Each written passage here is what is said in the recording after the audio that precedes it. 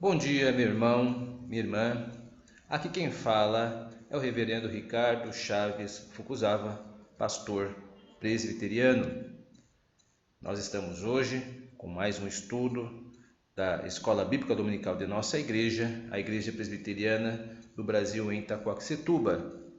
Ainda que em tela nós tenhamos os membros da nossa igreja como nossa audiência, todos aqueles que querem aprender um pouco mais acerca das doutrinas bíblicas através do olhar da Igreja Presbiteriana, é muito bem-vindo. Nós estamos estudando a Confissão de Fé de Westminster. Hoje, 5 de abril de 2020, é a nossa segunda EBD online e nós estamos estudando o capítulo 25 acerca da Igreja. Vamos relembrar aqui o que nós estudamos na última aula. Nós vimos na seção 1 acerca da Igreja Invisível.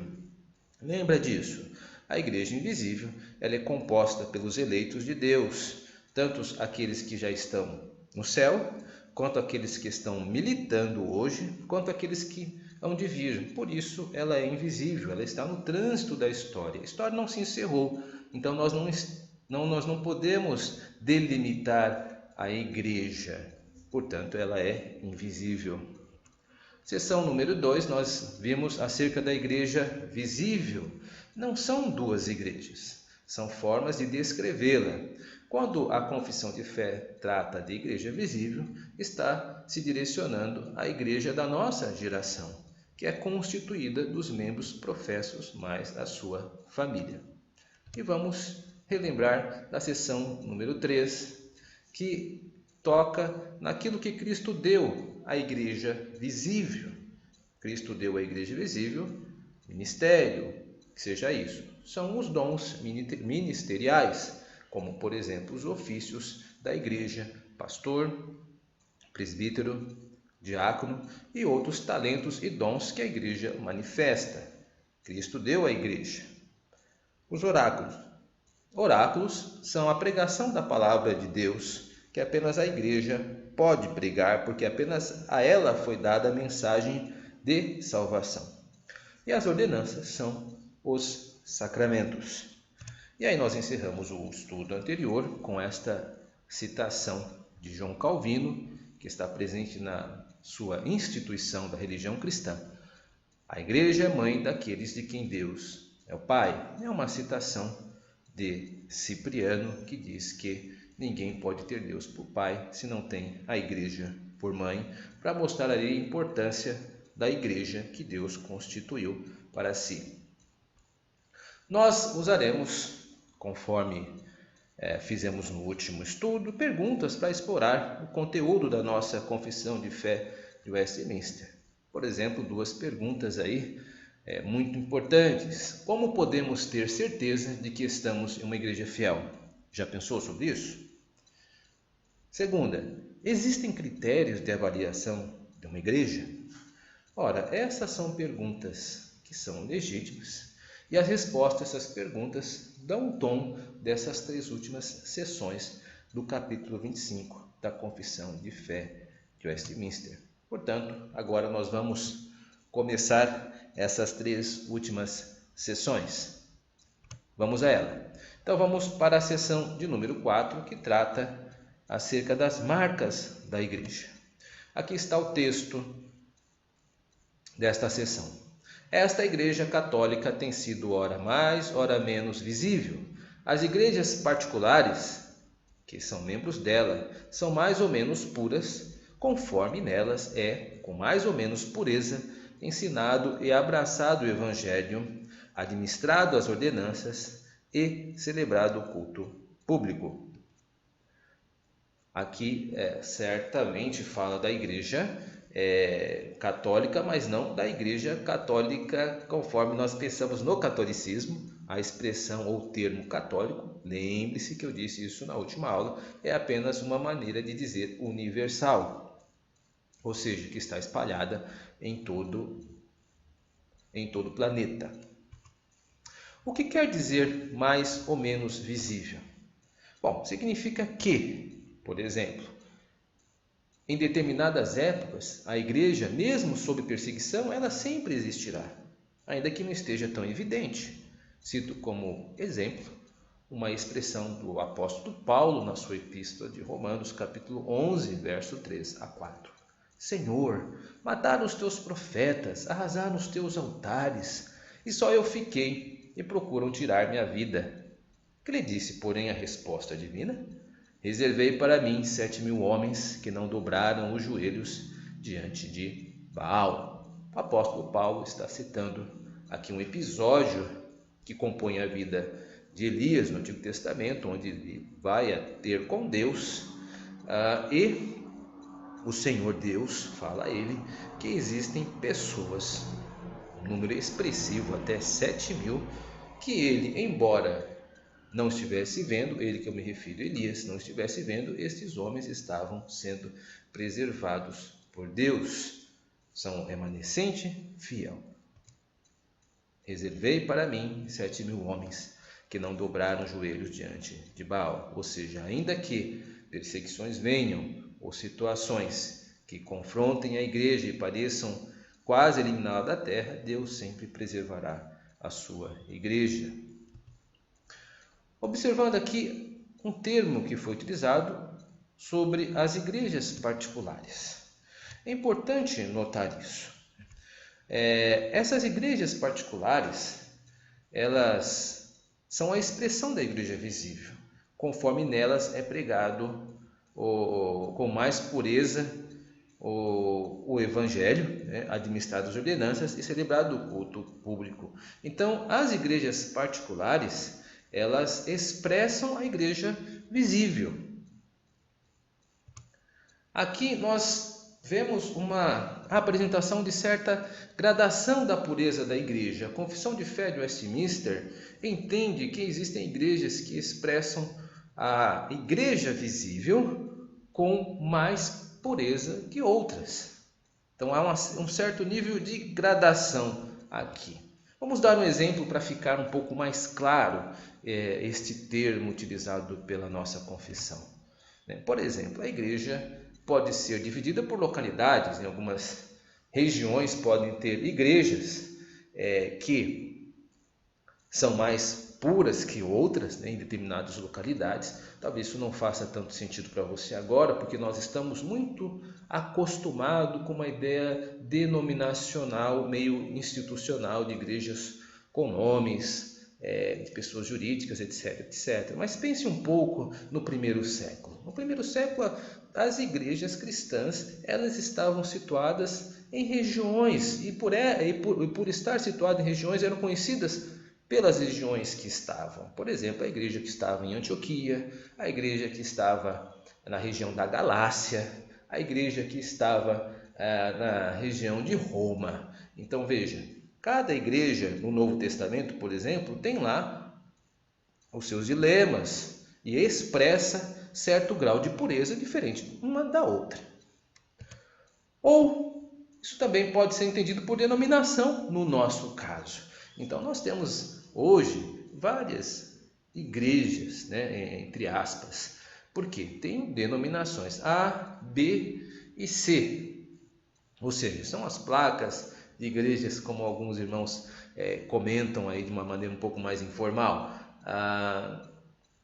É uma maneira de dividir a igreja e até mesmo de tentar entender como a pureza do evangelho é pregada ou está presente em cada uma delas. Então, as igrejas particulares, elas podem ser divididas em alguns critérios, como localidade, como eu disse anteriormente, e também por denominação, como nos dias de hoje. Agora, como é que eu classifico essa pureza? Então, a confissão de fé, ela caminha agora nos dando um pouco de critérios. Quais são as marcas, com quais critérios podemos examinar a fidelidade dessas igrejas, conforme é ensinado e abraçado o Evangelho, administrado as ordenanças e celebrado o culto público. Então, a Confissão de Fé de Westminster aponta os critérios que você deve examinar as igrejas. São 3 critérios ou marcas da verdadeira igreja. Então, vamos a ela. elas, né? Primeiro, o ensino do Evangelho. Segundo, a administração das ordenanças. Terceiro, a celebração do culto. A Confissão de Fé de Westminster advoga que a maneira como cada igreja expressa esses três critérios é determinante para classificar a sua pureza. Então vamos tentar ver aqui primeira marca, que é o ensino do Evangelho. Há vários fundamentos bíblicos para isso. Vamos citar aqui, por exemplo, é este aqui que estamos pensando, né? Então, os que aceitavam a palavra foram batizados, e havendo um acréscimo naquele dia de quase 3.000 pessoas, e perseveraram na doutrina dos apóstolos e na comunhão do partir do pão e nas orações. Ou seja, a doutrina dos apóstolos, né? O cultivo da doutrina dos apóstolos é uma marca da verdadeira igreja. E aí, por doutrina dos apóstolos, devemos entender, claro, a pregação do nome de Jesus Cristo como Senhor e Salvador. Isto foi marca da pregação do querigma, que é a pregação em grego, apostólico no primeiro século, onde eles estavam trabalhando com as igrejas inicialmente. Aqui nós temos uma contribuição interessante acerca de uma fala de Louis Berkhof, teólogo importante, que tem inclusive uma teologia sistemática. Berkhof nos ajuda da seguinte forma: esta é a mais importante marca da igreja. Enquanto esta independe dos sacramentos, estes são dependentes dela. A fiel pregação da palavra é o grande meio para a manutenção da igreja e para habilitá-la a ser mãe dos fiéis. Berkhof é muito feliz com essa contribuição. De fato, meus irmãos e irmãs, a pregação da palavra é o carro-chefe, é a marca mais importante. Qualquer igreja ou denominação que se autodenomine igreja, que não é fiel com a doutrina bíblica, ela incorre em um erro diante de Deus, e com certeza todos aqueles que estão agregados a ela sofrerão por isso. Portanto, a pregação, conteúdo bíblico, é a marca mais importante da igreja. É isso que você deve procurar na igreja. Veja, até mesmo os sacramentos, que é uma outra marca que nós vamos ver, é dependente do conteúdo da doutrina bíblica. Porque os sacramentos só terão a sua significância através do entendimento do ensino bíblico. É o ensino bíblico que dará aos sacramentos o significado que eles possuem. Portanto, Louis Berkhof acerta muito em apresentar aí essa importante faceta da marca da pregação do Evangelho como importante para a igreja. E aí vem a administração das ordenanças, são elas o batismo e a ceia do Senhor. Ou seja, uma igreja que afirme ser verdadeira, ela precisa ostentar os dois sacramentos. Um batismo de início da fé cristã, que é o batismo, e um ensino acerca da manutenção dessa vida cristã, que é a ceia do Senhor.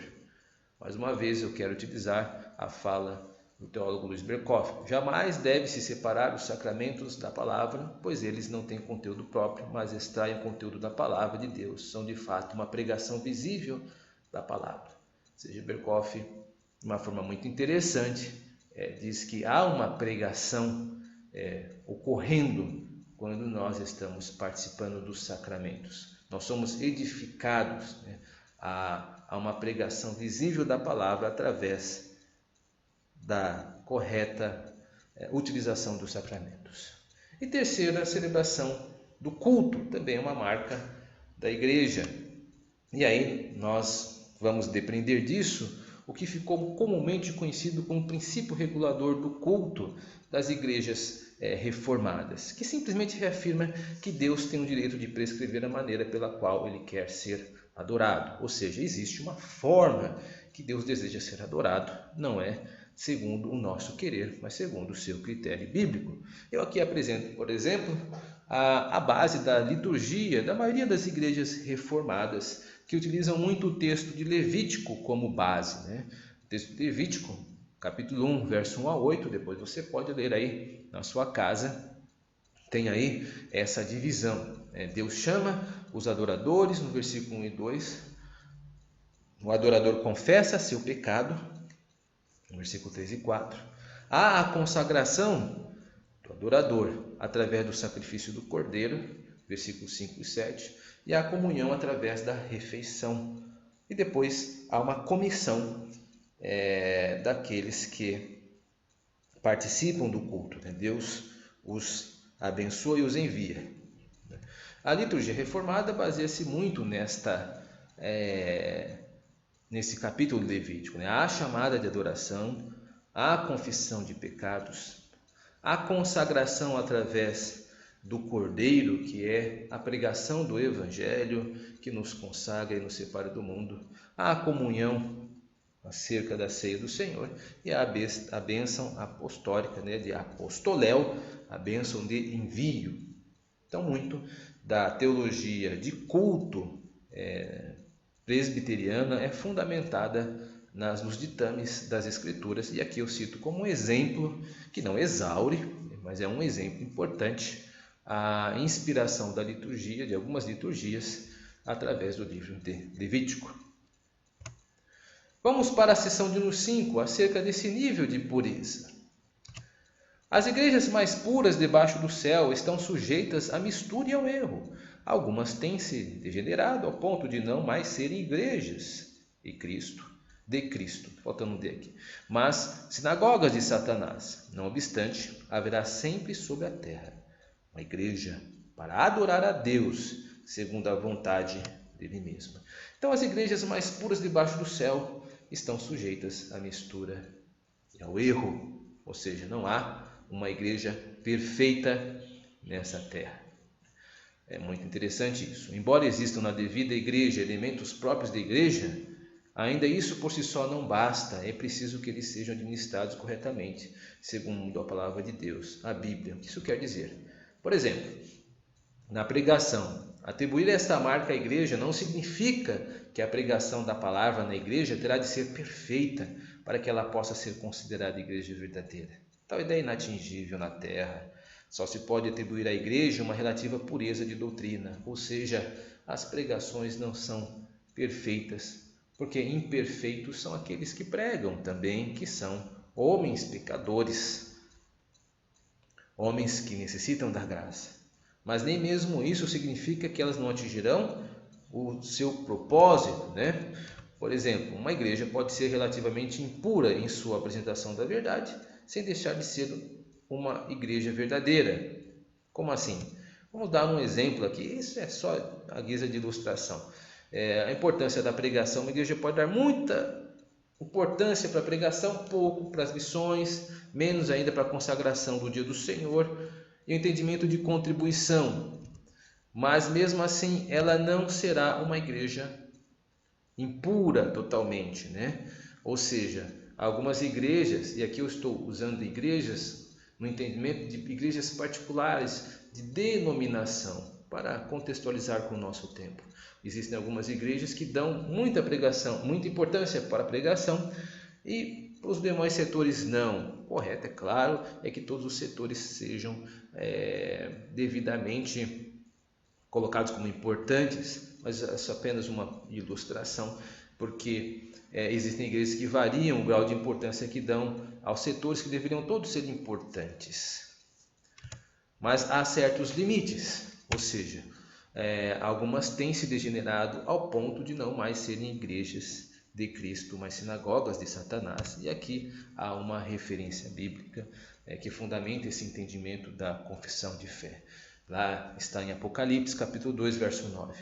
Conheço a tua tribulação, a tua pobreza, mas tu és rico, e a blasfêmia dos que a si mesmos se declaram judeus e não são, sendo antes sinagoga de Satanás. Ou seja, algumas pessoas, mesmo que declaram cultuar a Deus, se degeneram a tal ponto que não podem ser consideradas ou associadas mais a Deus, e sim ao demônio. Não obstante, haverá sempre sobre a terra uma igreja para adorar a Deus segundo a vontade dele mesmo. Este pensamento nos consola. Sempre haverá uma igreja preservada por Deus para cumprir os seus desígnios. Está prometido pelo Senhor, quando fala com Pedro: também eu te digo que tu és Pedro, e sobre esta pedra edificaria a minha igreja, e as portas do inferno não prevalecerão contra ela. Ou seja, por mais desafios que a igreja enfrente, ela sempre será preservada pelo Senhor. Deus tem os seus remanescentes. É importante também que se diga que não existe igreja perfeita, né? Há um velho ditado que sempre digo: se você um dia encontrar uma igreja perfeita, não entre nela, você irá estragá-la, porque nenhum de nós é perfeito. Esse pensamento deve nos acompanhar, meus irmãos e irmãs. Nessa terra não existe igreja perfeita. Algumas pessoas saem de uma igreja para outra procurando ideais de perfeição. Não adianta, você não é perfeito, portanto você deve tentar contribuir para a sua igreja. Ajude a sua igreja nas suas fraquezas, não saia por causa delas, porque a igreja precisa de pessoas que possam contribuir com seus dons e talentos. Nós somos membros de Cristo, devemos ter esse tipo de consciência. Seção 6, um só Senhor. E aqui é a nossa última seção, que tem uma contribuição muito histórica, como nós veremos aqui, acerca da formação do capítulo 25. Não há outro cabeça da igreja senão o Senhor Jesus Cristo. Em sentido algum pode ser o Papa de Roma, o cabeça dela, mas ele é aquele anticristo, aquele homem do pecado e filho da perdição que se exalta na igreja contra Cristo e contra tudo o que se chama Deus. Não há outro cabeça da igreja senão o Senhor Jesus Cristo. Isto é importante. Cristo, ele é o cabeça da igreja, é o chefe da igreja. Vamos assim, ele é o grande líder e ninguém pode tomar o seu papel, né? Há vários fundamentos bíblicos aqui, por exemplo, eu cito dois, um em Colossenses e outro em Efésios. Ele é o cabeça do corpo da igreja, e em Efésios: e pôs todas as coisas debaixo dos pés, e para ser o cabeça sobre todas as coisas o deu à igreja. Ou seja, destaca aqui a ideia de Cristo ser o cabeça. E em sentido algum, o Papa de Roma pode ser considerado o líder da igreja. A figura do papado, apontado como anticristo pela Confissão de Fé de Westminster, reflete muito o ambiente histórico dos puritanos e presbiterianos da Confissão de Fé de Westminster. De fato, meus irmãos e irmãs, a igreja sofreu uma grande perseguição, aguda perseguição, através da contra-reforma instituída pela Igreja Católica. Muitas pessoas foram mortas, né? Há também de se considerar todo o impacto da Inquisição também. Muitas pessoas que foram consideradas pelo catolicismo romano, que foi majoritário na Europa por vários séculos, eles foram queimados. E aí temos pessoas que históricas, como John Hus, por exemplo, que sofreu inquisição devido às suas ideias pré-reformistas. Você pode pesquisar isso depois. Ou seja, isso está muito fresco na cabeça dos redatores da Confissão de Fé de Westminster, que querem deixar esse registro que ninguém pode se colocar como cabeça da igreja, muito menos o Papa. Também está muito recente. Nós estamos falando da Confissão de Fé de Westminster, que iniciou seus trabalhos em 1643, muito próximo do reinado de Mary, a rainha Mary, que foi apelidada de sanguinária, que ela matou milhares e milhares de ingleses que eram protestantes, que eram simpáticos aos ditames da reforma protestante, e foram mortos por ela. Então isso reflete na nossa confissão no capítulo 25. Considerações finais. Devemos lembrar que existe apenas uma igreja invisível, que é constituída dos eleitos de Deus. Devemos lembrar que também existe apenas uma igreja visível na terra, ou seja, não são duas igrejas. Como eu disse, é apenas uma igreja. A invisível está espalhada na história, né? A visível é aquela que acompanha a nossa geração. Estou reduzindo aqui. Embora existam denominações que podem variar em pureza, não há mais de uma igreja visível, constituída de membros professos e seus filhos e filhas. Ou seja, embora tenhamos inúmeras denominações, a igreja visível compõe todas aquelas que são fiéis a Cristo. Há uma contribuição teológica de outro irmão importante acerca desse assunto, chamado Johannes Gerhard Voss. Nenhuma denominação pode dizer com justiça que seja a verdadeira igreja visível. Cada denominação leal à verdade do Evangelho, segundo a palavra de Deus, é uma ramificação da igreja visível. Quando qualquer denominação alega ser a verdadeira igreja visível, isso implica dizer que as demais são falsas. Tal alegação é arrogante e pecaminosa. Precisamos entender que a igreja visível é maior do que qualquer denominação. Conquanto creiamos que a nossa própria denominação detenha um testemunho da verdade mais abrangente e mais consistentes do que as outras, o que é a própria razão de sermos membros dela, devemos reconhecer abertamente que a igreja visível inclui muitas ramificações que abraçam o Evangelho com maior ou menor grau de consistência. Muito interessante, porque embora nós tenhamos essa consciência que existam igrejas, além da qual nós frequentamos, que fazem parte da igreja visível, não há nenhum problema em nós nos sentirmos persuadidos que temos aí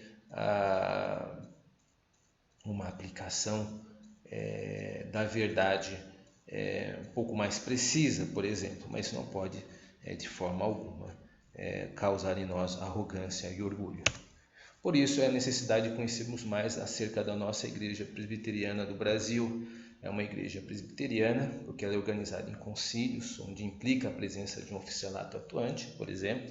Ela é confessional, nós possuímos os símbolos de fé, que a normatizam teologicamente, que nós estamos estudando hoje. É um deles, a Confissão de Fé de Westminster, somado com o Catecismo Maior de Westminster e o Breve Catecismo Menor, e nós somos também uma igreja reformada, herdeira do movimento histórico do século XVI.